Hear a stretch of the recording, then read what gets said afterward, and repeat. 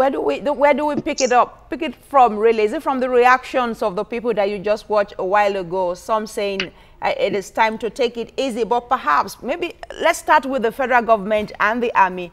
The army making a what they call a pronouncement, not a declaration, before the federal government took it upon itself to make it an executive order and get a court injunction to that effect. But why do Nigerian government has a penchant for doing the wrong thing then trying to redress it? Thank you very much. I wouldn't know the reason why they most often do the wrong thing before getting it right. One thing I have to say is from the reaction of the people I just listened to, it is very obvious that many Nigerians are very inflexible when it comes to their principle of one Nigeria.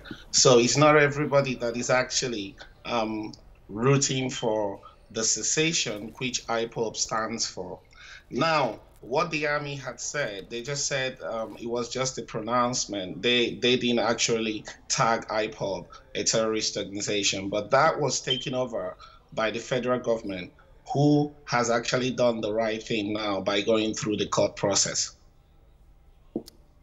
All right. Just like you heard that Nnamdi Kanu has the right to appeal, and of course this is an ex parte motion, really. But tell us, how do you think it will play out, really, this appeal? Well, the truth is, the IPOB agitation did not actually deploy intellectual properties in dealing with their case. They've made, in the past, they've made a lot of comments that could actually point them towards what they are being accused of. There is no problem with someone agitating or with someone protesting or doing some civil disobedience. But when you start making comments that could actually liken you to the likes of people that they've tagged you to be now, that's very bad. He kind of made some very, very unfortunate statements. And he actually, with his group, decided to make a statement which was very unfortunate about Anambra State election. Now that he has the right to go to court, we will see what the court will say about it, but it's highly unlikely that he would achieve anything positive from that process. All right, the federal government has made it clear that Nigeria is a sovereign state. We don't need other countries meddling in our affairs.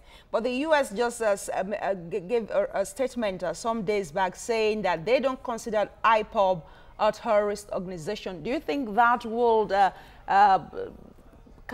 perhaps water down this declaration by the federal government?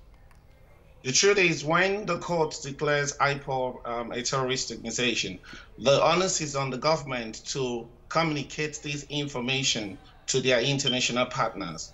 The last time I checked, I do not think the government has actually communicated that to the United States government. Until they do that, the United States has the right not to recognize or not to see IPOB as a terrorist organization. They have to follow the due process. When that is done, the United States will have to accept that position.